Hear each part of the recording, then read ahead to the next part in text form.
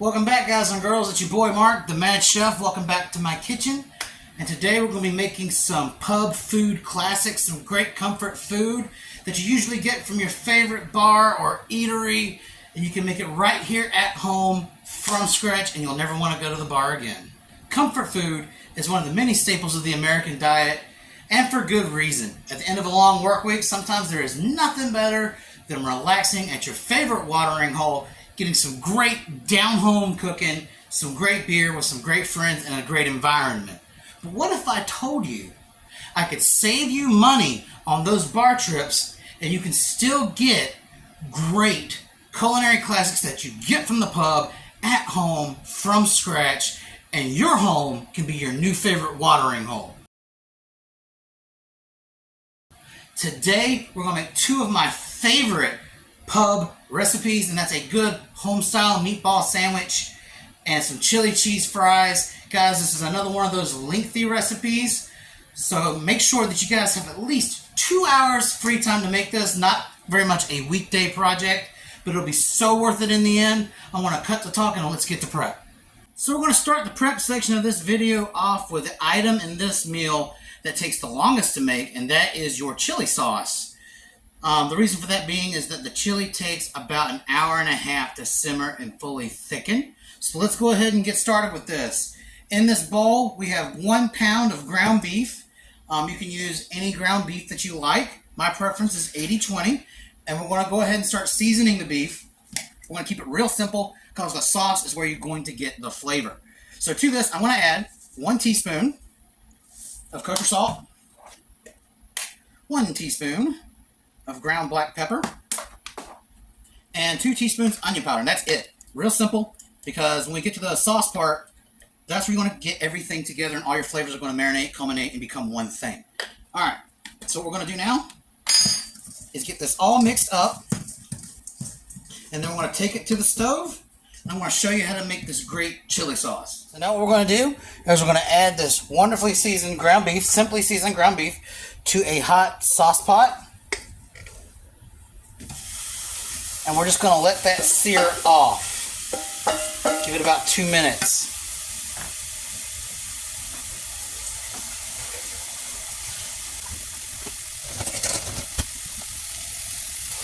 And guys, that smells absolutely marvelous. And we're going to go for like a Cincinnati style chili. And if you guys wonder what Cincinnati chili is, that's basically anything that's resembling like a chili sauce, like chili sauce for hot dogs. Think of that kind of chili, that meaty, no bean chili that you see on top of chili cheese fries, hot dogs, stuff like that, chili cheese hamburgers. That's what we're going for today. Now, if you do have leftover chili from like a pot of chili, that will work just as well. But for this recipe, we're going to go for that classic no bean Cincinnati style finely ground beef chili. Alright, now we're going to flip it over, and we should be seeing a nicely seared crust come over the top of our beef. And we want to sear the next side just the same. We want to try to get all that flavor in there. Alright, and now we're just going to break that up. Now the other side is appropriately seared. We're going to break that up.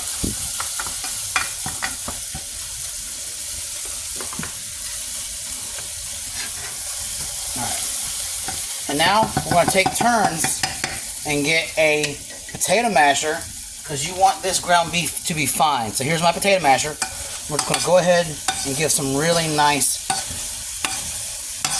good turns to this to crumble this beef up, because in no chili cheese fries ever have you seen large chunks of ground beef in there. You don't want that. So keep alternating between your spoon and your potato masher until the beef is fully cooked.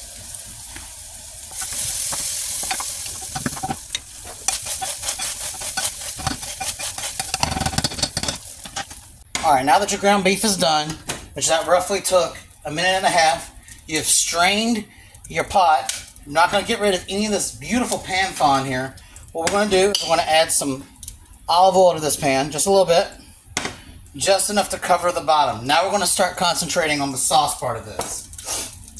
And to this, you're going to add 2 tablespoons of garlic, minced garlic, and 1/2 teaspoon of red pepper flake. Alright, I'm going to go ahead and start sweating that off. And to this, we're going to add 1 tablespoon of onion powder. Now, alternatively, you can do 1 medium yellow onion, but we're just going to go ahead and toast all of that.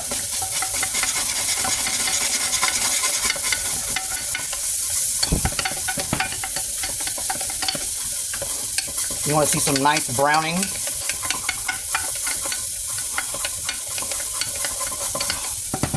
And now that this is fragrant, you're going to add 1 6-ounce can of tomato paste. Use whatever tomato paste your heart desires, as long as it's not got any added flavors or seasonings. You're going to be doing all that yourself. So just any standard run-of-the-mill tomato paste. Alright, and now I want to quickly fold that in.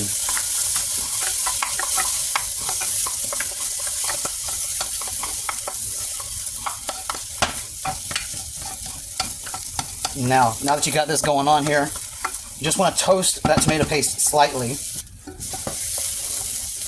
And once you start to toast that tomato paste and you're starting to smell it, go ahead and add your chili seasoning.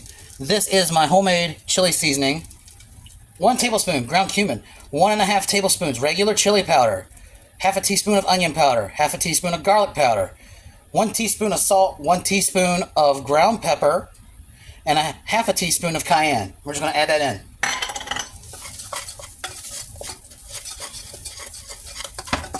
Go ahead and fold all those seasonings there. And it's got everything you need, so you don't need to add any salt or pepper. And now we're going to add our beef back to this. And to it, we're going to add 4 1/4 cups of water.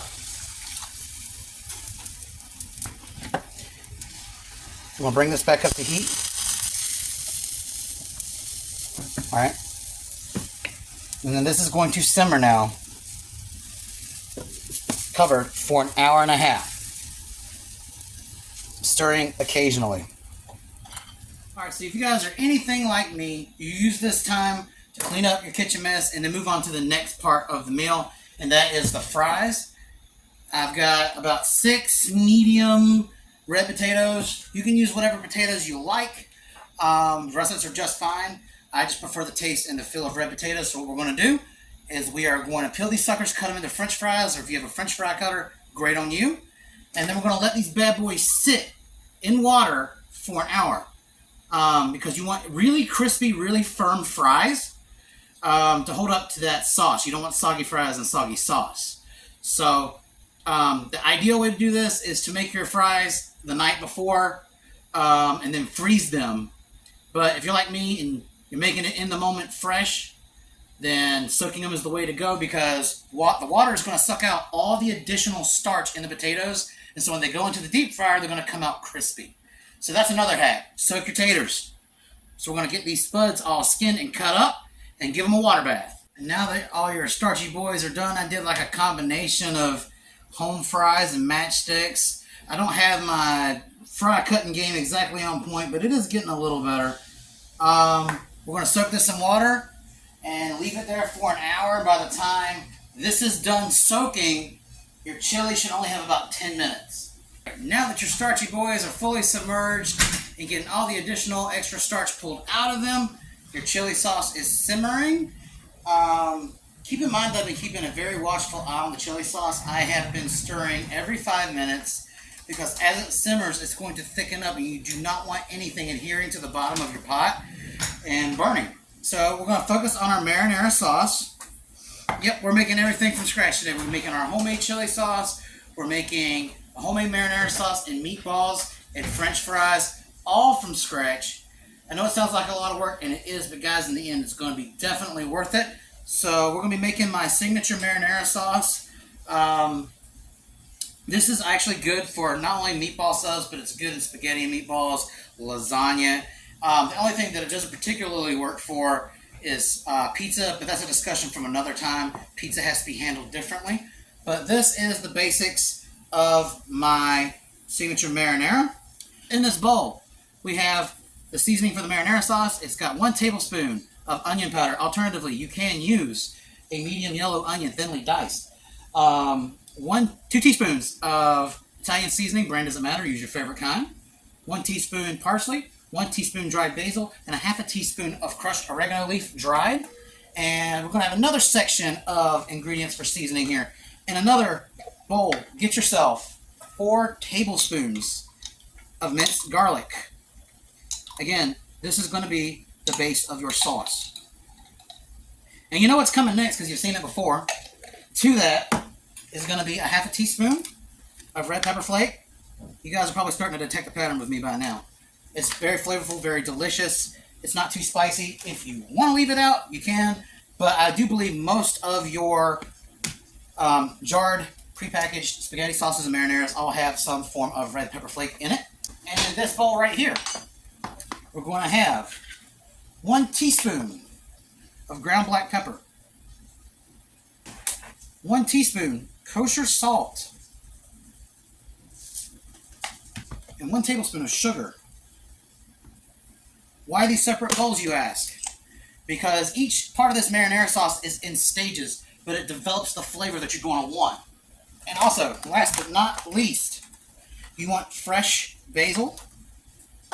You're only going to need a few sprigs because you want what's equivalent to roughly 2 tablespoons of this stuff. Make sure it's stemmed. I'm going to do a quick, thin chop of it. But first I'm going to stir my chili sauce. And it is getting thick. Not thick with 2 C's yet, just 1. So I'm going to take your leaves. I'm going to fold them. Keep them in a bunch.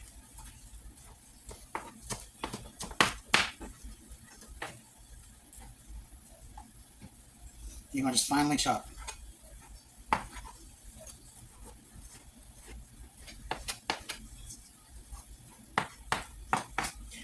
Alright, and there is a quick chiffonade or chop of fresh basil. Fresh basil makes all the difference. And now we're going to assemble our sauce. Alright, so now what we're going to do is we're going to take a hot pan and add a little olive oil. I'm going to shoot for maybe about 2 tablespoons. You want to coat the bottom of the pan. And guys, if you want to really level up your marinara for this recipe, you should make this sauce 3 days in advance, let it sit in the fridge and concentrate. The best lasagna I ever had was with this sauce, and it sat in the fridge for 3 days before I made it. And all those flavors just kind of marinate and concentrate, and it gives you an incredible flavor. But we're making everything fresh today. It didn't have the necessary ingredients to make marinara 3 days ago, so we're going to make it now. So to your oil, you're going to add your aromatics, your garlic, and your red pepper.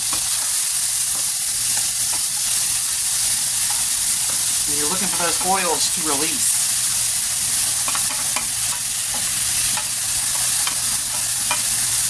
And guys, this sauce with your meatballs is going to create an really great, flavorful, rich Italian flavor.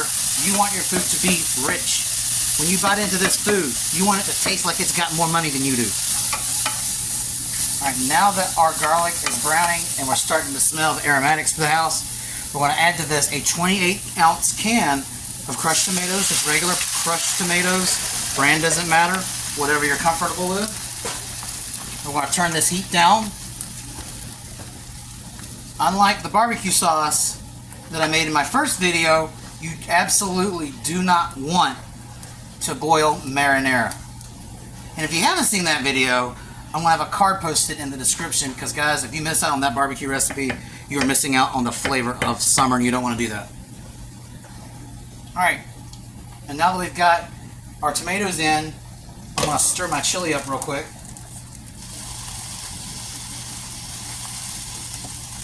And what you want is to get the tomatoes to start bubbling. You want all that flavor and all that oil to get in there. And once it starts bubbling, you can start adding your seasoning.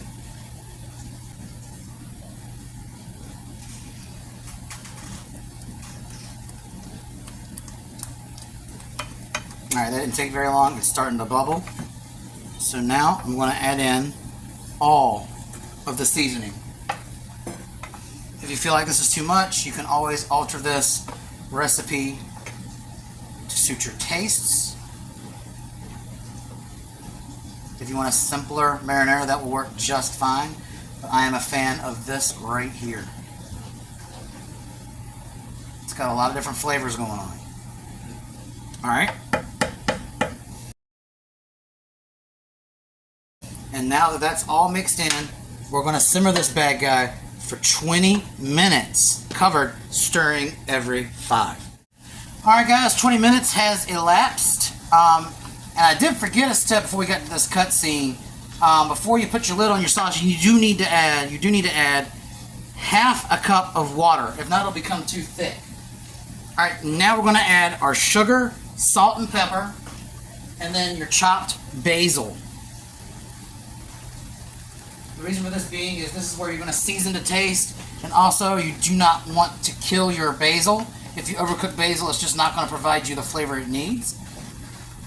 Alright, and so now that all that sugar, salt, and pepper is in, we're going to let this sucker go for another 5 minutes. You do not want to simmer marinara any longer than 25 minutes. Alright guys, 25 minutes is up.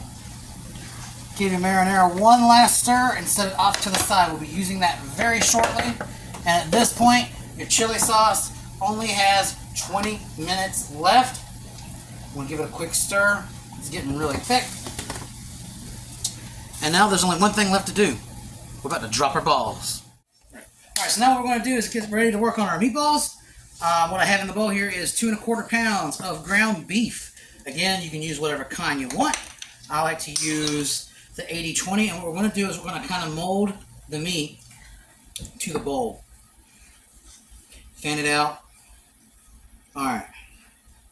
And then you're going to kind of very simply season your ground beef. So you're going to use 1 teaspoon kosher salt. A female fronted rock metal band from Lynchburg followed my business page on Instagram called A Day in Pompeii. Oh, that makes me so happy. Alright, and then we're going to do 1 teaspoon of ground black pepper. 1 teaspoon red pepper.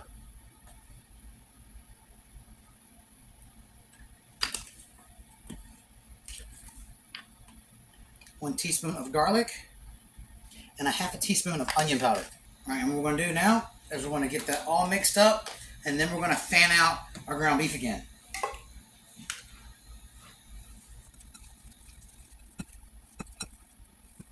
Alright. So you've got fully seasoned ground beef in this bowl right here. Now we're going to discuss breadcrumbs. Alright, so let's face it, no breadcrumb, Italian-style breadcrumb, is ever as flavorful as it appears. 90% of the time, it's going to taste like the cardboard can it's in, and it's just got these decorative little green pieces in it. So, I mean, I've tried store brand, and I've tried, you know, some of the more premium brands of Italian breadcrumb, and they're all pretty much about the same. So I usually stick with the store brand. In this bowl is 1 cup of panko Italian-style breadcrumbs, and what we're going to do now is we're going to wake up the box. The box needs to be woke up. So, we're going to put to this 1 teaspoon kosher salt, 1 teaspoon ground black pepper, 1 teaspoon parsley,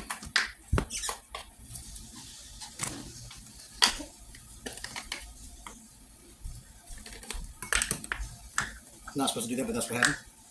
And we've got 2 teaspoons garlic powder. And I want to go with a 1/2 teaspoon of oregano, a whole teaspoon of basil, and a 1/2 teaspoon of parsley.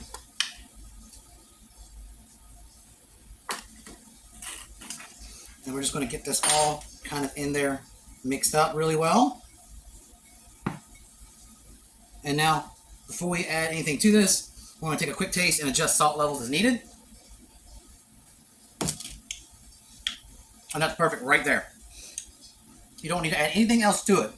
To this, we are going to add a half a cup of milk. I'm going to kind of get it to a batter-like consistency.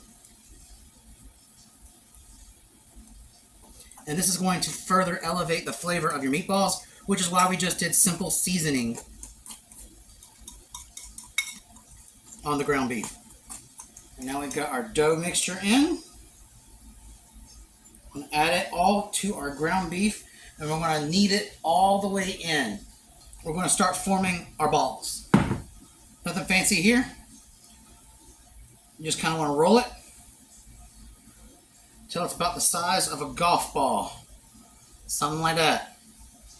And you want to do this until you've used all of your meat breadcrumb mixture.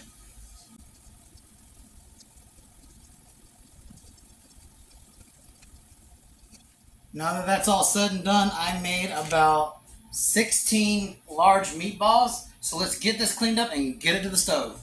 Alright. Giving this chili one last stir. An hour and a half has elapsed, and this is what our chili looks like. It's beautiful, it's thick, it's beefy. So all we're going to do right now is take a taste, really quick, adjust salt levels if needed.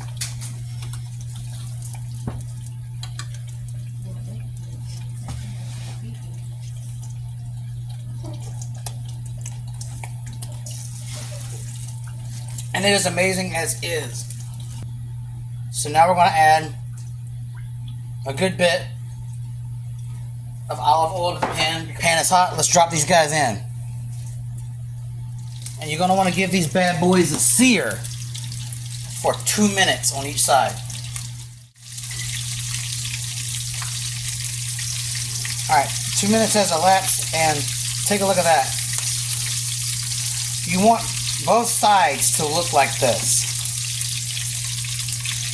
And so we're going to lather, rinse, and repeat until we get all of our meatballs seared.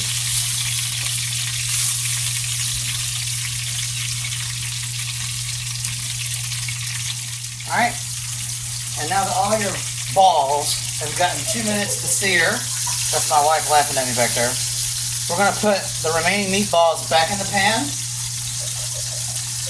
And she likes my balls. I can't blame her, I do too. And then we're going to toss these bad boys in the pan on 350 for about 15 minutes. Set your timer for 15. And now we're going to move on to the last step, and that's our French fries. And now that our fryer oil is up to temp, we're going to add in just a small batch of fries at a time. You don't want to overcrowd the fryer because it'll overflow, and that's not something you want to deal with. So my ideal oil temperature for French fries is anywhere between 350 and 375. And you're going to want to let those bad boys go on for about 4 minutes. And if you start to notice that they're clustering up in the oil, make sure to break them up so that way they cook evenly.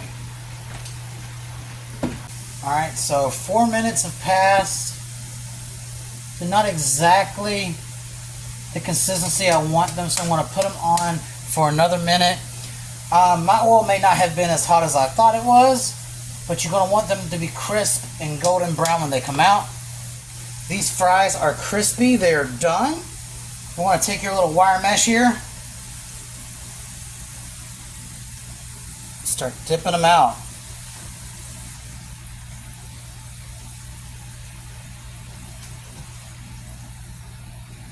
Alright, now that these guys are out and about, we're going to season them now. You don't want to wait to season them. Season them as soon as they come out to taste with kosher salt. Give them a good toss to make sure they're evenly coated, and you're going to repeat this process for every batch of fries until you're completely done cooking. Alright, now that our meatballs are done, we're going to drop our balls yet again into the marinara. You don't want them sitting in that hot olive oil too long because they'll get greasy and you don't want that. So now we're going to add all of our meatballs into the sauce.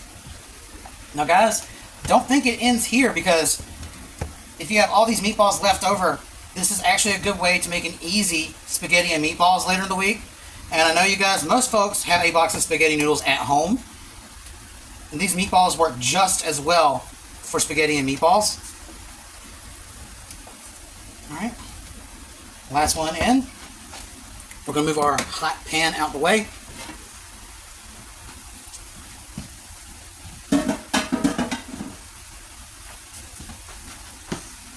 And then we're going to take this pan with the marinara. We're going to continue to coat our balls. You want it to be completely submerged. You want your balls in the sauce. I got lots of ball jokes, guys, so you better get used to this. Our sauce has balls. That's the difference between this and a pub. Our sauce has balls. Not just any balls, big honking balls. I'm going to get demonetized before you can get money. Yeah, you are.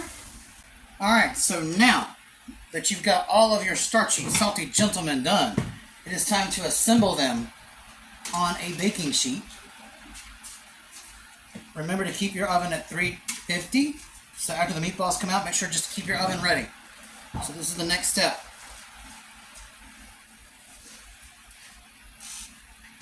You get all your starchy boys down in here.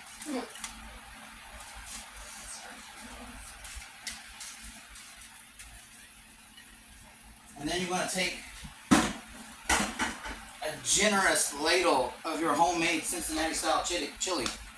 Chitty? Chitty bang bang. And guys, this smells amazing. I wish we had smell-o-vision, because this stuff is absolutely, positively wonderful.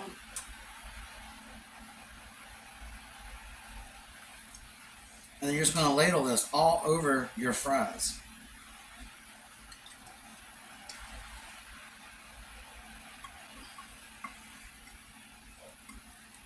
Alright, spread that out as evenly as you possibly can.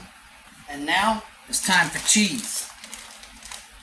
You can go with nacho cheese, you can go with whatever cheese whiz, imitation cheese, but you know, on this channel, we do no fake cheese.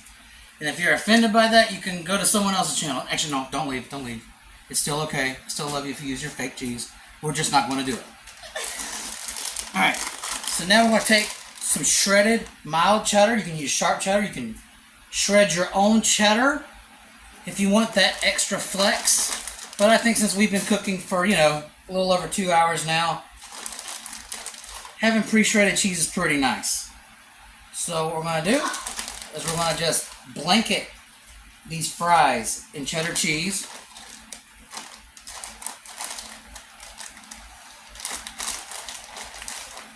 I want all the chili covered, because you want it to be equal parts chili and cheese. It's just as much about the cheese as it is about the chili. Boom, boom. Alright, and now we want to add a little garnish of parsley to the top, to add a little bit of freshness.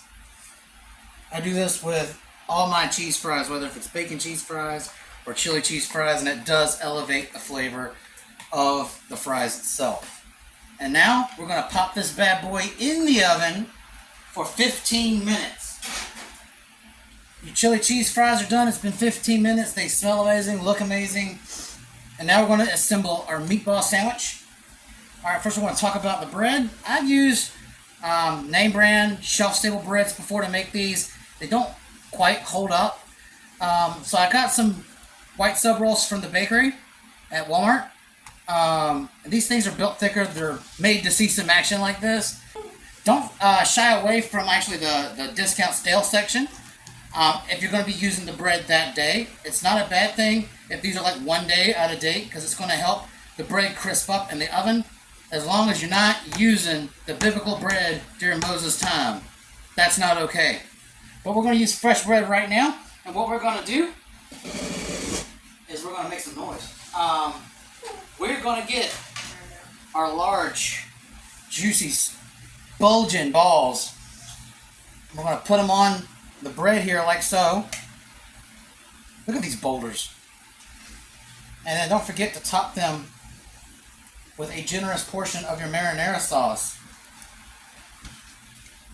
We want to drop our balls in the bread just like this.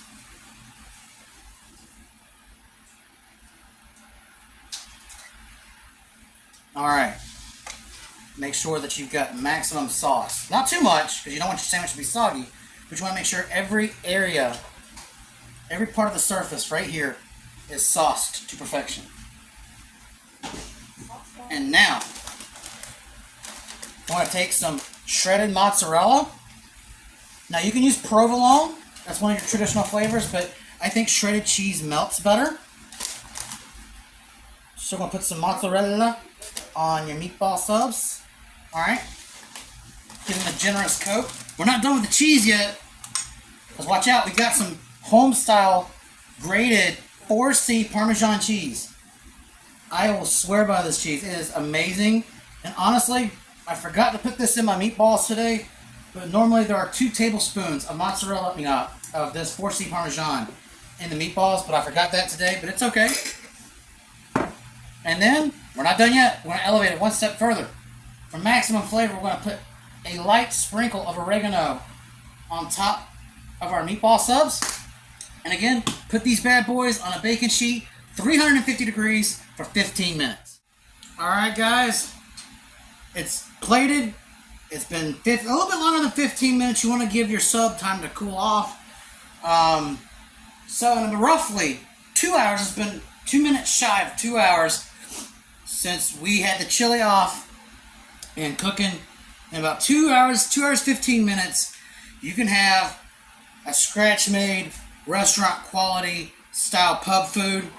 And take a look at this, y'all. This is phenomenal. So there's only one thing left to do, and that's try it.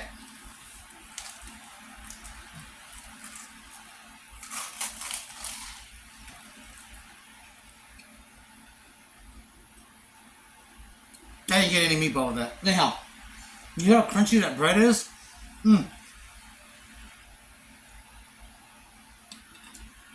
This is only why bakery rolls will work. So, I'm going to take a little bit of that meatball.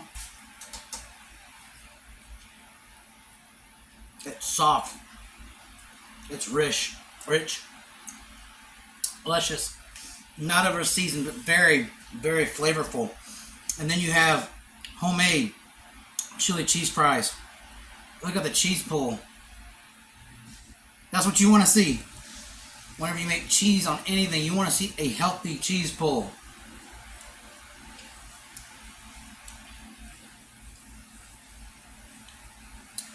Better than any canned chili.